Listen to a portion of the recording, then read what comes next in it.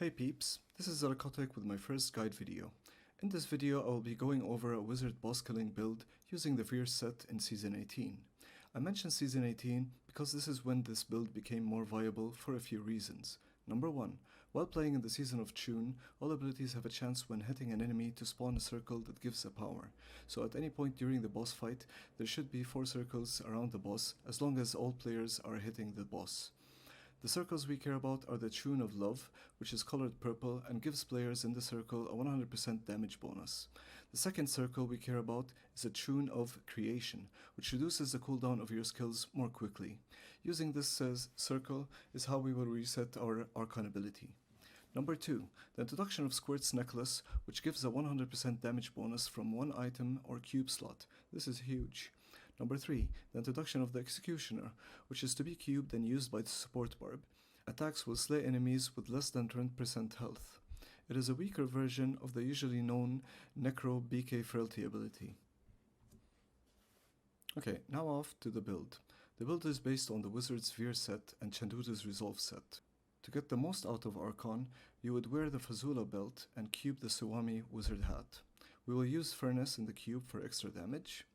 All of the ring and amulet slots are pure damage modifiers, starting with the Endless Walk set for 100% damage, Convention of Elements for 200% burst damage, and Squirt's Necklace for 100% damage. Last item is the Bracer. As a PK, it is usually Nemesis. If Barb is using Nemesis for any reason, then you can go with Lakunis for some extra attack speed, or better yet, Ashnigards for some shields. In terms of what stats you want to have on the gear, you would want 7% attack speed on your weapon. It is very important for Stricken stacking on the boss. Stack as much elemental damage as possible, usually on the Bracer and Amulet, crit chance, crit hit damage anywhere, and CDR. You would want a healthy amount of CDR. The more CDR you have, the less dependent you are on blue circles for Archon reset. To put things in perspective, I'm usually running around with 53.5% CDR. With 15 Gogok stacks, I would need about 1.5 blue circles to fully reset Archon. The skills. First off, Energy Armor with the Force Armor rune for extra defense. Or you could use Pinpoint Barrier for 5% crit chance. Magic Weapon with the Deflection rune is pretty much mandatory. Slow Time with Time Warp for extra damage. Archon with the correct rune depending on your damage element. So if you're playing Cold, for example, you would want the Slow Time rune. Your main attack outside of Archon is Spectral Blade, Barrier Blades. This is the one that I would recommend. It will give you some extra shields and some protection, and for some bosses it would be mandatory so you can keep up your shields up and survive. The last spot is a free slot. I would choose Familiar with the Spark Flint, that would give you 10% damage, or you can go with Teleport for, moving around outside of Archon and keeping yourself safe, maybe finding a blue circle or something. In terms of passives, Evocation for cooldown reduction, Audacity for some extra damage. The last two passives are up to you. Galvanizing Ward will give you some extra shields and defense, also helps keeping Squirt's damage buff active. You could go with Elemental Exposure, it will give you a nice damage boost. Illusionist is also an option that will help you in surviving while outside of Archon. Conflagration will give you 6% crit chance if you are using Fire Element. Unstable Anomaly will prevent you from dying. However, if you proc during the rift, all the mobs affected will get knocked back and CC'd. Support barbs will hit you for it. If the Bazooka Wizard is about to shoot, he will even hit you more. This is pretty much the build in terms of skills and passives. Now off to the gameplay. During the rift, you are basically a squishy nugget spending 99% of your time trying to survive, while praying for blue circles to reset your Archon. With a basic Archon stack, you will pretty much proc and die from anything. If you are in Archon with a bunch of stacks, you can take a few hits before you proc and die. Even in Sank will not save you. Of course, at the end of the day, remember you're a BK, so who cares if you die or not.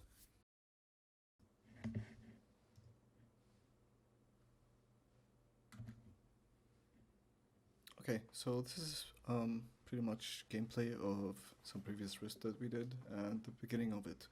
Typically most of the Bazooka Wizards have certain timings that they want to go into, and you want to try to, stay in tune with them, because when they kill they will give you Archon stacks. As you see, what I'm doing is I'm jumping around between blue circles. So this is to reset my archon. It's kind of hard to see, but because I'm already in archon. Anyways, now I go back into archon specifically at this time because this is when the wizard is about to hit. And as you see, my archon stacks are gonna raise up quickly because of it. Now I'm still here lagging on the blue circle because I want to use that cooldown as much as I can. This is pretty much your life. You're just going to be pulling mobs when you can. This is the reasons why fire element is kind of better because it doesn't slow enemies down. Now I'm out of archon, it's ready, but I'm waiting a little bit because I want to stay in sync with the wizard. Now he's about to shoot. I can survive because I have a double archon stack and it's healthy and big. Now he's about to shoot, he shoots, kills something, and we move on to the next spot. And this is what I always do. I always go ahead, try to pull some mobs. My archon is about to start, but I want to lag a little bit because I want to stay in sync with him. I want to gain those archon stack and stay defended or so, because if I lose a lot of archon stacks, then I'm going to be extremely squishy and everything was just gonna kill me. And this is kind of the rotation that you want to try to keep all throughout the rift. This is another part of the rift. There was channeling, so I knew that my archon is already reset and I'm ready for it. I go straight into archon right as he pops, and this helps me. I get some stacks. This is a fresh archon, so it's gonna take a while until he is going to shoot. I go around, pull some mobs, and again, your purpose is not really pulling the mobs, but getting them a bit closer. Getting a few mobs would always help. And at the end of the day, the barb is the one that's really pulling. Again, I lag a little bit until I go into archon, although it was ready, so that when he shoots, he can kill some mobs and I can get some archon stacks. Next off is going to be the time where the boss is about to spawn. And again, when the boss is about to spawn, you want to try to start the boss fight with a nice healthy stack. So again, I'm lagging. I can go into archon right now, but I'm not. I'm just waiting. Go in. Any second he's going to shoot and we're gonna spawn the boss.